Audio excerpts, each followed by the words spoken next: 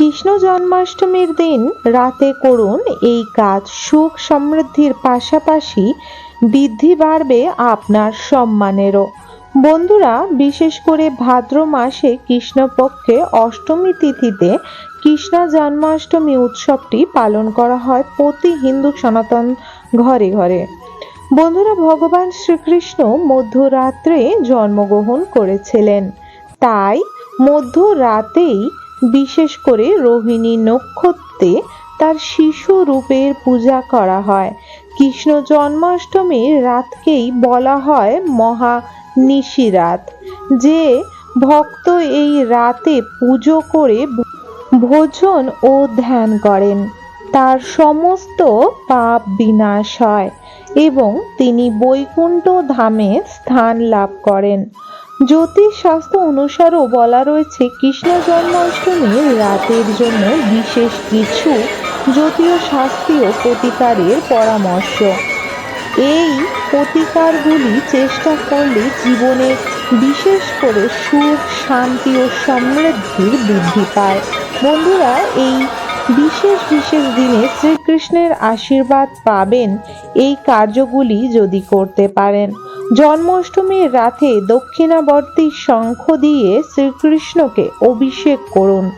এরপরে অবশ্যই শ্রীকৃষ্ণ চালিসা বা বিষ্ণু 108 নামের অবশ্যই পাঠ করুন। আপনি চাইলে প্রতি শুক্রবার এই বিশেষ উপায়টি করতে পারেন। এতে করে জীবনে সুখ সমৃদ্ধি বাড়ে ও দেবী লক্ষ্মীর আশীর্বাদ প্রাপ্ত হয় সেই গৃহে প্রত্যেকটি ব্যক্তি ও স্বয়ং যিনি করছেন। আপনি যদি বিশেষ করে জন্মাষ্টমীর রাতে 56 ভোগ দিতে পারেন শ্রীকৃষ্ণকে, অবশ্যই অবশ্যই অতি ভালো।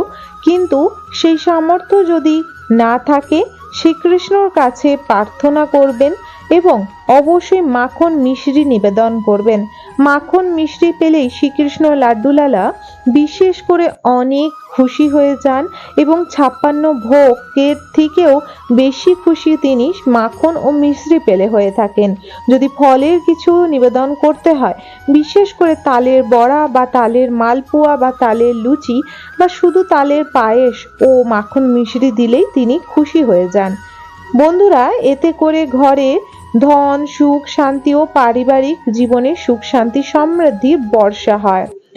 বিশেষ করে জন্মাষ্টমীর রাতে ভগবান শ্রীকৃষ্ণকে পান বিশেষ করে নিবেদন করতে ভুলবেন না। কিন্তু পানের মধ্যে বিশেষ করে আপনারা রাখবেন এলাচ ও লবঙ্গ, পারলে আপনারা মৌরি রাখতে পারেন।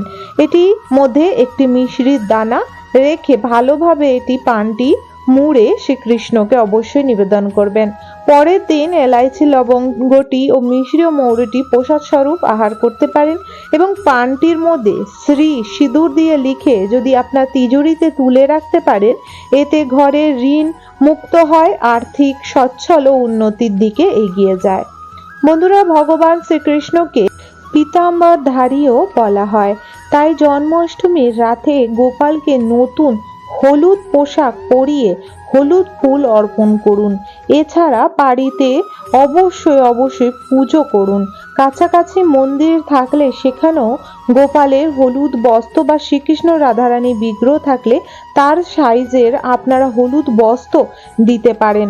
এতেও আপনার ঘরে সুখ শান্তি ও আপনার সম্মান, যশ, খ্যাতি বৃদ্ধি বাড়ে। জন্মাষ্টমীর রাতে ভগবান শ্রীকৃষ্ণকে একটি রূপার বাঁশি নিবেদন করুন এবং অবশ্যই অবশ্যই আপনারা এই দিন শ্রীকৃষ্ণকে অবশ্যই অবশ্যই আপনারা একটি আর জিনিস গিফট করতে পারেন, যেটি হলো ময়ূরের পাখা আলা মুকুট, যেটি শ্রীকৃষ্ণ সর্বদাই নিজের মাথায় একটি ময়ূরের পালক গুজে থাকে। এর ফলে আপনার ঘরে নেগেটিভিটি প্রবেশ করতে পারবে না, আপনার ঘরের আয় উন্নতি, সুখ শান্তি সর্বদাই বজায় থাকবে। বলা হয়েছে এই দিন গোবিন্দর 108-এর নাম অবশ্যই অবশ্যই জপ করা উচিত। এতে ভাগ্য উদিত হয় এবং ভাগ্য যদি খারাপ থাকে সেটি স্বচ্ছ হয়। এবং যদি 108 নাম না পাঠ করতে পারবেন, অবশ্যই 108 নামের মন্ত্র অবশ্যই অবশ্যই শ্রবণ করবেন, এতেও অনেক পুণ্য অর্জন করে যাওয়া যায়।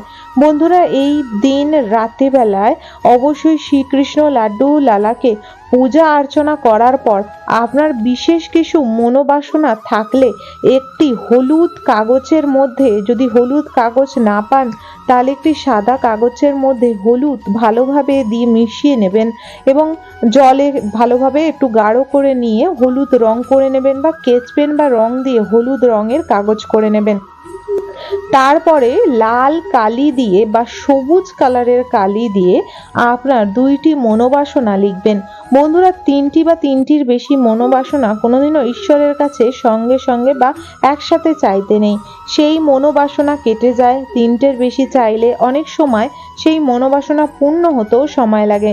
তাই 2টি মনোবাসনা চেয়ে সেইটি ভালোভাবে আপনি লিখে প্রথমে ওম শ্রীকৃষ্ণায় নমো নমঃ রাধে রাধে লেখার পর আপনার 2টি মনোবাসনা লিখে তার নিচেও শ্রীকৃষ্ণ নাম লিখে নমস্কার করে সেটি ভালোভাবে কাগজটি মুড়ে নিন এবং সেই কাগজটি মোড়া হয়ে গেলে হলুদ বা লাল সুতো দিয়ে ভালোভাবে জড়িয়ে নিন গার্ডারের মতো করে। তারপরে আপনার একটি পানের মধ্যে শ্রী লিখে তার মধ্যে এলাচ, লবঙ্গ, সামান্য কর্পূর রেখে তার মধ্যে সামান্য হলুদের গুঁড়ো দিয়ে তারপরে আপনি এই বিশেষ বিশেষ চিঠিটি রাখুন এবং সেটি পান পাতায় ভালোভাবে মুড়ে শ্রীকৃষ্ণ যেখানে বসে রয়েছে তার গদির নিচে এটি রেখে দিন এবং প্রার্থনা করুন। মুখেও সেই মনোবাসনাটি বলুন এবং বলুন যে খুব শীঘ্রই যেন আমরা সেই মনোবাসনাটি উনি পূর্ণ করে দেয়। বলা হয় জন্মাষ্টমীর পরের দিন থেকে খুব শীঘ্রই সেই ব্যক্তির সেই মনস্কামনা পূর্ণ হয়ে যায়। শ্রীকৃষ্ণ লাড্ডু গোপাল সকলেরই কথা শুনে সকলকেই আশীর্বাদ প্রদান করে। আশা রাখবো বন্ধুরা আজকের এই ভিডিও তথ্যটি আপনাদের ভালো লেগেছে। যদি ভালো লেগে থাকে একটি লাইক, কমেন্ট ও চ্যানেলটিকে অবশ্যই সাবস্ক্রাইব করে রাখুন। কমেন্ট বক্সে অবশ্যই হরে কৃষ্ণা লিখতে ভুলবেন না এবং চ্যানেলটিকে সাবস্ক্রাইব করে রাখুন আপকামিং পূজা পাঠ, তন্ত্রকথা, জ্যোতিষশাস্ত্র, বাস্তু টিপস, টোটকা উপায় দেখার জন্য। হরে কৃষ্ণা, রাধে রাধে। শুভ জন্মাষ্টমীর অনেক অনেক শুভেচ্ছা ও ভালোবাসা।